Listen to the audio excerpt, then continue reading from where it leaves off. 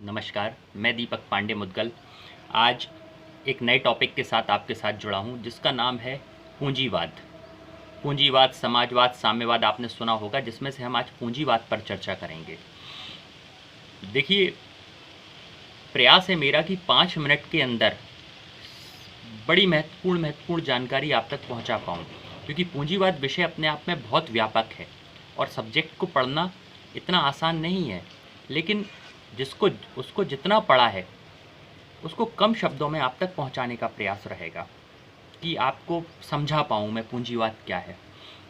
तो इसको समझने से पहले मेरा अनुरोध है आपसे कि आप इस चैनल को सब्सक्राइब कर लें, क्योंकि आगे भी हम जो महत्वपूर्ण वीडियो बनाएंगे उनकी जानकारी आप तक पहुंच सके। देखिए, पूंजीवाद को बड़ा आसान तरीका है समझने का। पूंजीवाद मतलब पूंजीपतियों को बढ़ावा देना, पूंजीपतियों को आगे लाना, पूंजीपतियों को बढ़ाना। दैट्स कॉल्ड पूंजीवाद। इसे हम पूंजीवाद कहते हैं। अब पूंजीवाद में क्या क्या इसके लक्षण हैं कि आप कैसे समझें कि ये व्यवस्था पूंजीवादी है। एक तो पूंजीपतियों को बढ़ावा दिया जाएगा, मतलब पूंजीवादी व्यवस्था है। दूसरा, आपकी अनिवार्य चीज़ें जैसे कि शिक्षा, स्वास्थ्य, इनका भी प्राइवेटीकरण होने लग जाएगा, मतलब पूंजीवादी व्यवस्था है। यहाँ कैसे पहचानेंगे? और दूसरी अलग, जब एक तबका अमीर से अमीर होता चला जाता है और दूसरा वहीं रहता है, इसे कहते हैं पूंजीवादी व्यवस्था। जब 10% लोगों के हाथों में 90% संपत्ति आ जाए तो समझ लीजिए पूंजीवादी व्यवस्था है। इसमें एक वर्ग बन जाता है जो शोषक होता है और एक होता है शोषित, मतलब एक जो शोषण कर रहा है और एक जिसका शोषण हो रहा है। इसे कहते हैं पूंजीवादी व्यवस्था। तो मैं नहीं कहूँगा कि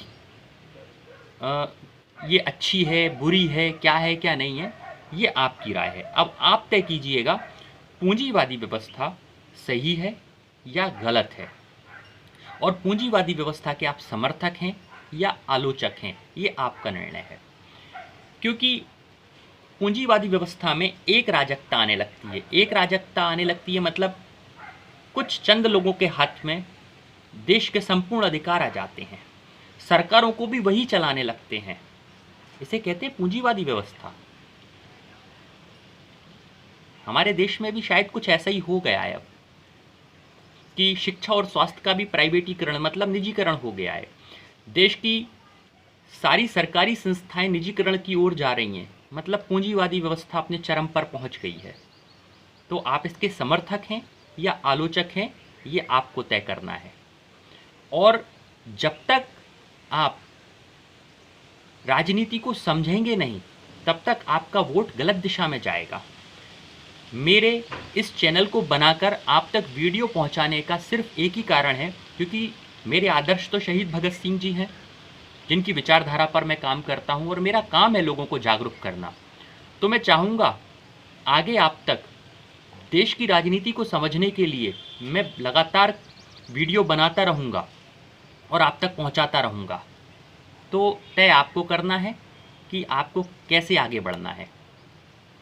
मैं पूंजीवादी व्यवस्था के विषय में आपकी राय जानना चाहूँगा कि पूंजीवादी व्यवस्था क्या देश के लिए बहुत अच्छी है या नहीं है, और इसको कैसा होना चाहिए अगर आप चाहते हैं तो। और अगले वीडियो में हम मिलेंगे समाजवादी व्यवस्था क्या होती है, इसके बाद साम्यवादी, और फिर तीनों का विश्लेषण करेंगे। फिर मैं आपको फासीवाद, नाजीवाद और राजनीति विज्ञान से जुड़ी हुई संपूर्ण जानकारी, जहाँ से राजनीति शुरू हुई थी, अरस्तु, प्लूटो जो यूनान से आए थे, सिकंदर, ये हर विषय पर आपको एक संपूर्ण जानकारी दूंगा। राजनीति की गहन अध्ययन कर पाएंगे आप, मेरे साथ जुड़े रहेंगे तो राजनीति पर। तो अभी के लिए बस इतना ही है, और मेरा निवेदन है इस चैनल को ज़रूर सब्सक्राइब कर लीजिएगा, क्योंकि इसके बाद आपको एक क्रांतिकारी का संपूर्ण जीवन कैसे जिया, शहीद भगत सिंह जी ने कैसे इस व्यवस्था को देखा, उनके नज़रिए से भी मैं आपको समझाऊंगा, क्योंकि मैं स्वयं उनका शिष्य हूँ और उनके ही मार्गदर्शन पर चल रहा हूँ। तो आप इस वीडियो को और इस चैनल को ज़रूर देखिए, सब्सक्राइब कीजिए। जय हिंद, जय भारत, और अपनी राय ज़रूर रखिएगा पूंजीवादी व्यवस्था के आप समर्थक हैं या आलोचक अब? ये आपकी राय है। और प्रयास करूंगा आप समझ लीजिए शॉर्ट समरी में एक बार कि पूंजीवादी व्यवस्था जहां सारे क्षेत्र प्राइवेटीकरण की ओर चले जाएं, निजीकरण की दौड़ में भागने लगें, 10% 5% लोगों के हाथ में देश की संपूर्ण संपत्ति आ जाए, पूंजीपतियों का अधिकार क्षेत्र सरकार के ऊपर भी हो जाए, सरकार को भी वही चलाने लग जाएं और लगातार गरीब का शोषण होने लग जाए, ये पूंजीवादी व्यवस्था के लक्षण हैं। अब आप इनसे खुश हैं या ना खुश हैं ये आप तय कर लीजिएगा।